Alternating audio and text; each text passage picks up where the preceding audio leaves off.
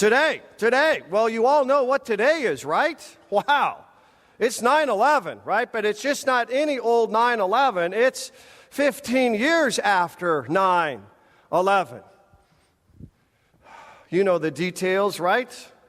American Airlines Flight 11 and United Airlines Flight 175 crashed into the World Trade Center, both North and South Towers. You know all the details. You have the images etched on your mind, right? On that day in Lower Manhattan, New York, almost 3,000 people died. Those towers collapsed within an hour and 42 minutes. What words are we using today collectively as a nation to describe 9/11? What words come to your mind as you think about the atrocity, right? The utter horror of what happened on that day? Well, how about these words from Lamentations 1, verse 7? They seem pretty appropriate to me. When her people fell into enemy hands, there was no one to help her. Her enemies looked at her and laughed at her destruction, right? Radical Islamic terrorists watching the Twin Towers go down mocked. They laughed. They held us in disdain and great ridicule. Lamentations 1:7 could be one way we would begin to articulate and speak about 9/11. But you probably guess Lamentations 1 verse 7 wasn't originally set just 15 years ago. It was set in a different era, at a different time, but it too was trying to come to grips with an atrocity that just boggled the mind. Lamentations 1:7 is a reflection upon what happened on August 28th, 587 BC. You know some of this if you know some Old Testament history. On August 28th, 587 BC, Nebuchadnezzar, the great Babylonian king, he torched Jerusalem's temple and destroyed the wall. And people couldn't believe it. So they wrote the book of Lamentations. Her enemies looked at her. That would be the Babylonians looking at the people in Jerusalem. And the Babylonians laughed at her in their destruction. Held Jerusalem in great shame and disgrace. So what's broken in your life? What do you look at right here, if you can clear your mind? I know it's early in the morning, but what is ruined in your life? What are you lamenting in your life? What is the wreckage? What is all of the rubble? Well, what's your mess look like today? Kind of like our narthex, that's the whole point. We all come here with one huge mess. Because we're just POH, of course. Plain old human. Maybe for you, most people think about a relationship that's gone south. Or maybe it's your health that is in wreckage. Maybe it's your family, your finances, your future. Maybe it's your career. Maybe you have just lost your zest and zeal for life. Whatever it is, whatever you are lamenting today, wherever you are sitting today, the book of Nehemiah is for you. It really is. The book of Nehemiah is for everyone who knows what it's like to sit and live in the midst of wreckage and ruin and rubble. So we're starting this 6-week sermon series today on the book of Nehemiah, 13 chapters in the Old Testament. It's a marvelous book, exciting book, very practical book. We're calling this sermon series Rebuilding the Ruins. You see, it's one thing to see the ruins. It's another thing to actually start rebuilding what has been lost. So it's time to rebuild the ruins. It really is. So let's start where the book of Nehemiah begins. Chapter 1, verse 1. The words of Nehemiah, son of Eliah, in the month of Kislev. Kislev, that's a Persian month. It would be our month of December. So the book of Nehemiah begins in winter. He says in the 20th year of what? 20th year of the Persian king Artaxerxes. So we know not only the month, Kislev, December, we know the year. That would be 445 BC. And now we know the place. Nehemiah says, well, I was in the citadel of Susa. Susa? Where is Susa? Susa is just a little bit east and south of Kendallville, Indiana. It really is. We need a map, don't we? Well, here it is. Here's the Persian Empire. And there, of course, in modern day Iran would be the capital of the empire, Susa. That's where the whole book of Nehemiah begins. In Susa, we're told in chapter 1, verse 2 of Nehemiah, that his brother and some people came from Judea, and of course they traveled the Fertile Crescent. That would have been 1,000 miles. 1,000 miles, and they came to Nehemiah in the citadel, in the palace of Susa, and what did they tell him? Here's what they told him. Nehemiah 1, verse 3. The wall of Jerusalem is broken down. In antiquity, you understand, without a wall, the city lives in shame and disgrace. Without a wall, the city has no defensive mechanism. Without a wall, Jerusalem is wide open to every two-bit bandit and every tin-horn dictator. Without a wall, they've got nothing. Wall. If you've ever looked at the book of Nehemiah, you understand that's the key word to the book. If Nehemiah is about anything, it's about a wall. The word wall appears 32 times in the book. The book of Nehemiah is chiefly about rebuilding the bent, broken, busted out, and burned down wall. Now, we wouldn't blame Nehemiah if he would have said something like this to his brother and these people who came from Judea. The wall is broken? Really? Send me their names. Who fouled up this time? They are all fired. Nehemiah doesn't do that. See, it's easy to fix the blame. You with me here? Oh, it's so easy. It takes no character to fix blame. Nehemiah knows he's not going to fix the problem by fixing blame. Nehemiah knows he needs to rise above just doing that. So what does he do? The first step, there are actually three this morning, to rebuilding the ruins of marriages and children's lives and society, churches, families. The first step is what? You got to see the problem. Now that sounds kind of simple, right? Well, of course you got to see the problem. But Nehemiah knows that people for 142 years haven't really seen the problem. You see, if you're anything like me, you can live in the midst of the wreckage, rubble, and ruin and just deny there's a problem. It's a lot easier that way, folks. Problem? What problem? I don't see any problem. Nothing will happen until we stop living in a fantasy land and actually open our eyes and dare to see the mess. That's what Nehemiah does in verse 4 of chapter 1. When I heard these things, that is about the wall, that the Babylonians destroyed in 587 BC, Nehemiah says, I sat down and wept. Nehemiah got it. He dared to open his eyes. He sat down and wept. Well, we will find next week in chapter 2 of Nehemiah that Nehemiah actually wept and prayed and fasted for 4 months. For 4 months, Nehemiah's heart was broken.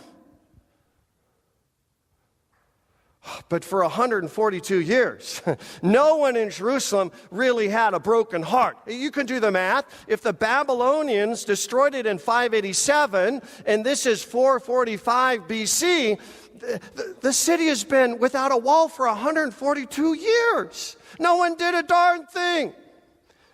No one lifted a finger. No one tried to help. For 142 years, let that kind of sink in. Wow.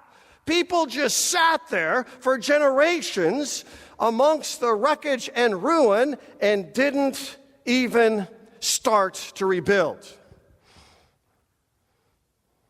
It's easy to become complacent, isn't it? About all the mess in our lives, right? It's a lot easier to find a new drug and try and live in fantasy land than actually see the problem. But there are problems. There are massive problems. Not only personally inside of me, there are problems outside of me. In families and marriages and churches, our country, our entire world. So before you can start doing something significant with your life, you need to acknowledge that there's a problem. There's a problem in River City. Houston, we have a problem. I'm going to dare to open up my eyes and see. Second step to rebuilding the ruins, see the cause. See the cause. Now, once Nehemiah sits and weeps and it really has sunk in what a massive problem this is, we wouldn't blame him if he would have prayed something like this. Dear God, help those good people in Jerusalem. Those good people 1,000 miles away. Those good people are trying to be determined and rugged and finally face the facts. I would pray something like that. Dear God, help those good people in Jerusalem while I stay here in the citadel of Susa, in my comfort zone. That's not what Nehemiah does. His longest prayer, he prays 11 times in the book. His longest prayer is in chapter 1. And in this prayer, Nehemiah gets skin in the game. Nehemiah now is involved. He's not going to just sit there in Susa. He is now going to do something about it. He sees the problem, now he sees the cause. Look at what he prays. 1 verse 6. I confess the sins we Israelites, including myself and my father's house, have committed against you. Isn't that amazing? Isn't that amazing? Nehemiah doesn't say, Lord, it was really the Babylonians' fault. Lord, it was the Ammonites' fault. Lord, it was the Persians' fault. Lord, it was the Samaritans' fault. No, Nehemiah says it's the Israelites' fault. Nehemiah says it's our fault. Nehemiah says, brace yourself. Nehemiah says, it's my fault. My fault.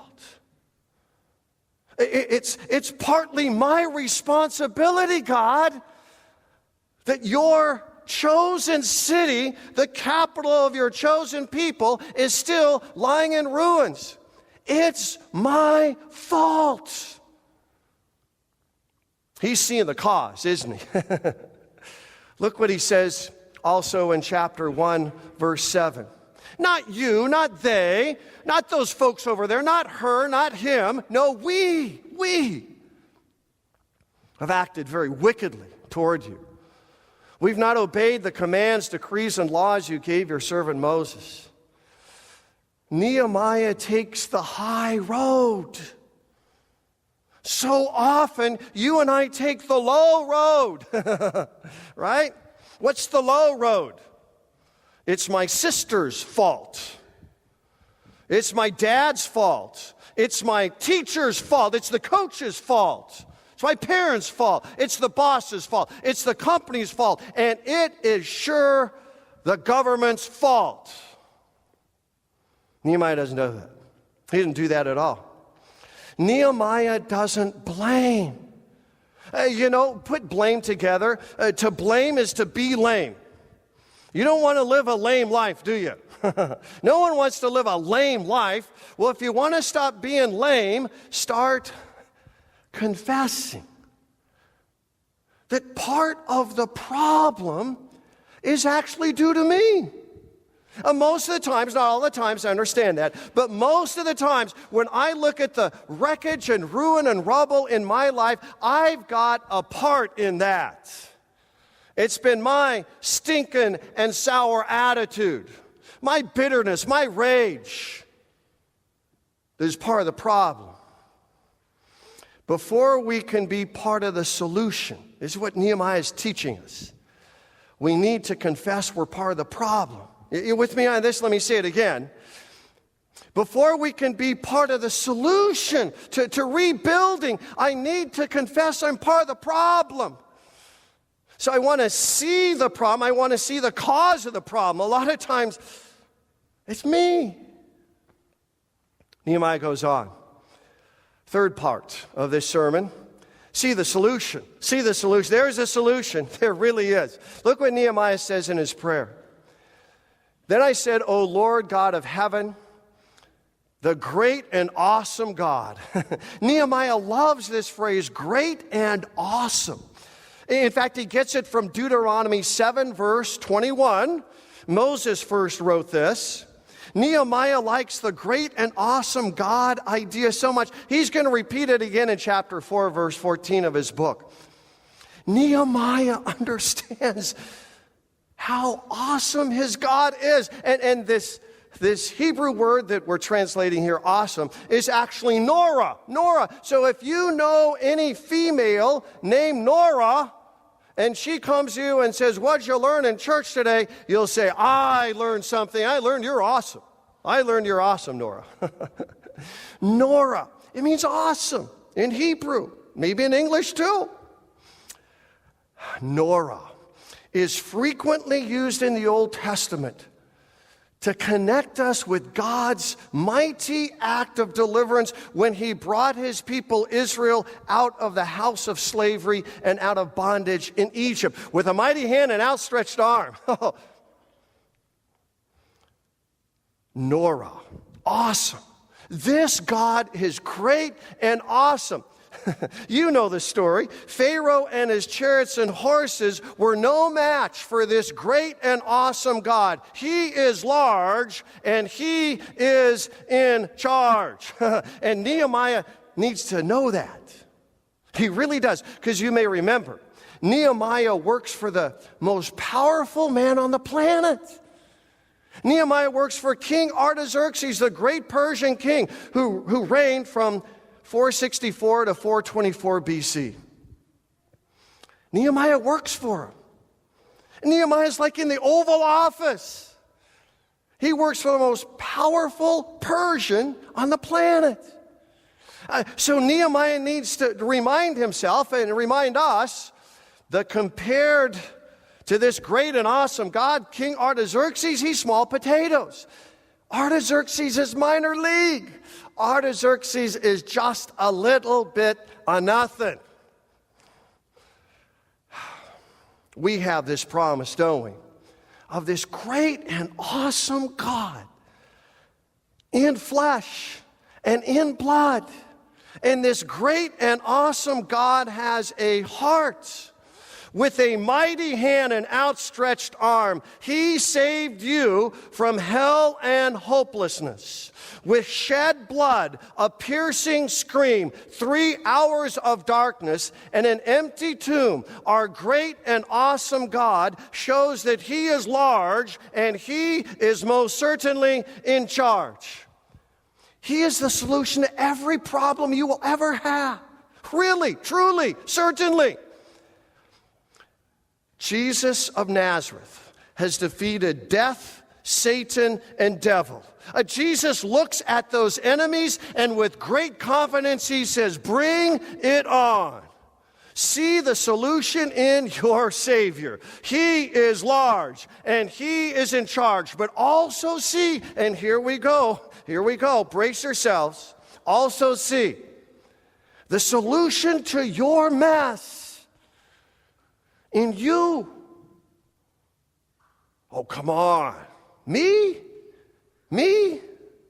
You got to be kidding. No way, Jose. Well, that's what Nehemiah says. See the solution in yourself. Nehemiah 1:11, the last verse in the first chapter. In this prayer, he still says to God, give your servant success today by granting him favor in the presence of this man. I was a cupbearer to the king. This man, you know who this man is. That's King Artaxerxes. That's his boss. Nehemiah says he's a cupbearer. Now that doesn't sound like it has a lot of class to it, right? Cupbearer sounds like you are a dishwasher at Don Hall's guest house, okay? Cupbearer sounds like you are a short order cook at Bob Evans. Nothing could be further from the truth. Cupbearer is one of the most influential positions in the empire. A cupbearer would be the person who tasted the wine and ate the food before the wine and the food passed along to the king. Cupbearer was the second person in control of the entire empire, and Nehemiah knows it. Nehemiah knows that this position he has is not by chance. It's not roll the dice. It's not an accident. No, position is providential. Got it?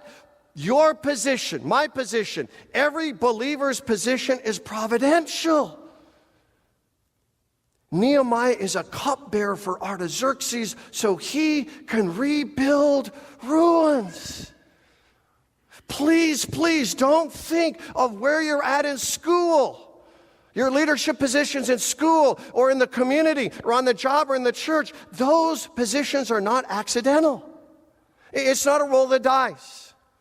Position is providential. Your connections, your job, your money, your finances, those are also you. That's right, you, me. We can rebuild ruins. That's why when these people come from Judea to Nehemiah and Susa, Nehemiah doesn't say, fellas, don't you understand? I'm second in command here. Why would I leave this job and go 1,000 miles to just deal with a bunch of burned up, broken bricks? Fellas, don't you get it? Why would I ever leave this position of comfort and great prestige? Fellas, Nehemiah could have said, but we know he didn't. But he could have said what? Fellas, that would cost me an arm and a leg. I'm not going to spend money on that. And besides, fellas, you need to understand that would take me out of my comfort zone, and that will never happen because comfort zone in my life is king. Nehemiah doesn't say that, does he? Not at all. You know what Nehemiah says? He says, Lord,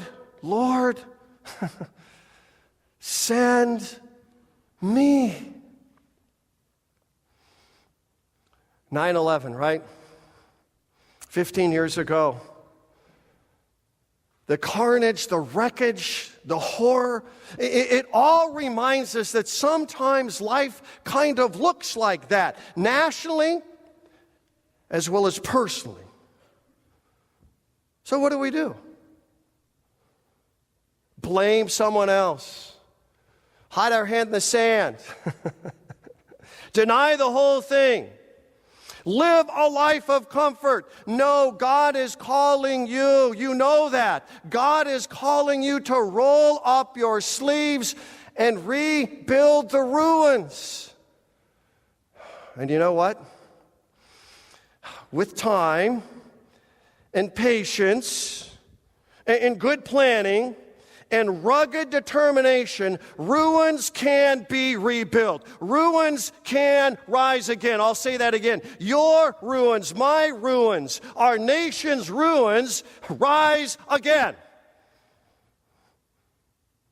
Well, how's that going to happen? It's pretty simple. See the problem. Open your eyes. Stop living in fantasy land. See the cause. Sometimes it's partly my fault. See the solution in your great and awesome God, and then get ready to build. Get ready to build saying, saying what? Saying, Lord, Lord, Lord, Lord, send me. Amen.